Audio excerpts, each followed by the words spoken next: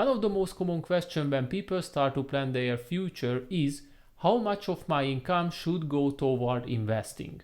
If these questions sound familiar to you, then you deserve a high five, as planning ahead with your finances is already a remarkable sign of your consciousness.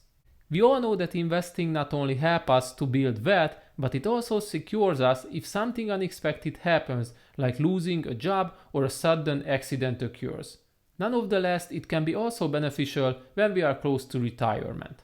All in all, we can say it is not a question to make investments through our life. The real question here is, how much of your income should go towards investing?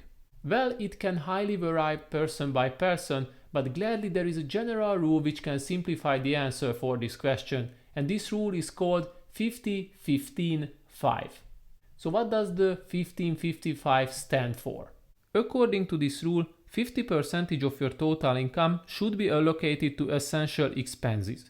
You should include here costs such as housing, food and grocery shoppings, transportation, debt payments, and also childcare. So all in all, everything which is part of your daily life. We can say that these kind of costs must be paid every single month, so it is easier to consider them as fixed costs. Certainly there are always options to save more money on these kind of costs, but not all the time, and mostly we don't want to move to a smaller apartment to pay less for debt payments or buy cheaper ingredients and eat less, so that's why we consider these costs given or fixed type of costs. Now let's move to the second part of the formula, which is the 15. 15% of your total income should go towards investing. Most of the time people invest this amount of money for retirement, but that doesn't mean that you should follow this principle. Luckily, there are already a lot of exciting investing opportunity, and it's only up to you where you would like to put your money. These kind of investments later can be part of your retirement plan. You can look for well-known contenders like property rental, stocks and bonds, or you can focus on online opportunities as I did.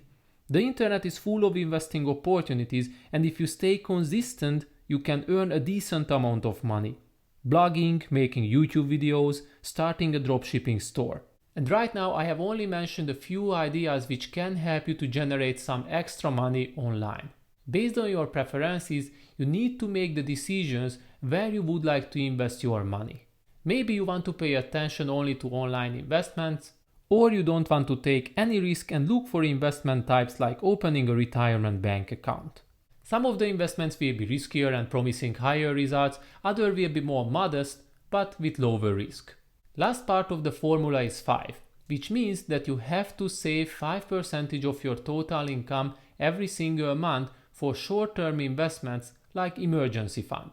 An emergency fund can be comforting when something unexpected happens which can affect your life in a negative way. One of the easiest rules for an emergency fund is make sure that it can cover your costs totally for 3 to 6 months. If you already saved beyond that amount, then you can consider to regroup the extra amount into your investment category. Lastly, the formula leaves another 30% of your income, which can be used for variable expenses like going out for a dinner or entertainment or buying some new clothes.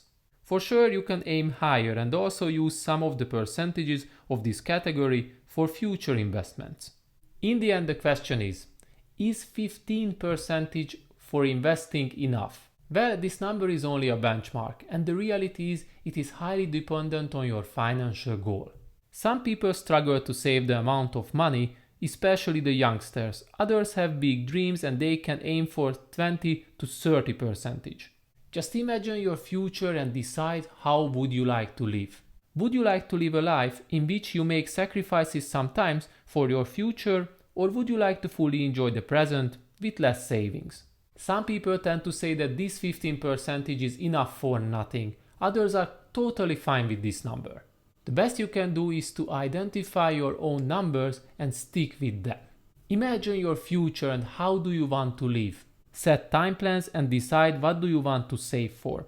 If you feel that the 15% of monthly savings won't be enough for your plans, then go for 20 or even higher. On the other hand, always remember that investing is not a sprint but rather a marathon.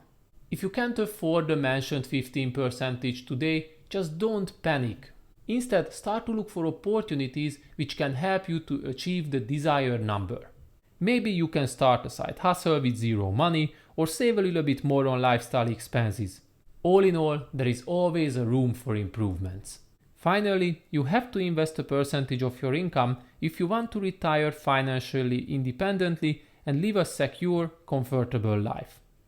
Of course, everyone imagines inheriting a lot of money from a distant relatives or winning the lottery.